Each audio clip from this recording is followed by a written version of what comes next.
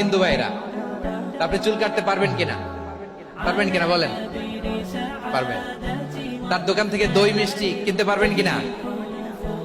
হ্যাঁ, আমার মুসলিম ভাইয়ের দোকান থাকলে ওইটারে আমি বেশি প্রায়োরিটি দিব, ঠিক কিনা?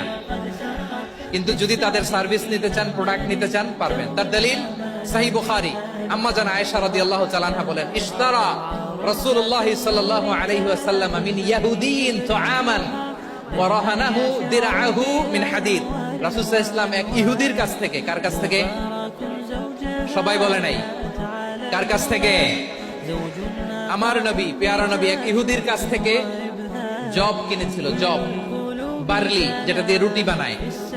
ওই জবের দাম দেওয়ার টাকা পয়সা নবীর কাছে ছিল না, ফলে নবী ওনার একটা পোশাককে মর্গেজ রেখেছিলেন, মর্গেজ, বন্ধক, যে এখন এটার দাম দিতে পারবো না, কয়েক কেজি বার্লি নিয়ে যাই আর বন্ধক হিসেবে আমার জামাটা রেখে গেলাম, যেদিন দাম দিব ওই দিন জামাটা ছুটায় নিয়ে যাব।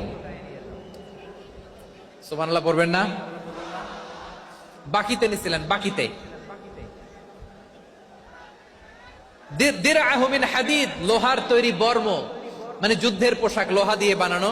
বিশ্বনবী বললেন, কয়েক কেজি জব দাও, টাকাটা পরে দিব, এখন টাকা নাই, বন্ধক হিসেবে, মর্গেজ হিসেবে আমার জামা রেখে গেলাম, যখন টাকা দিব জামা ছুটায় নিব। আওয়াজ করে বলতে হবে সুবহানাল্লাহ।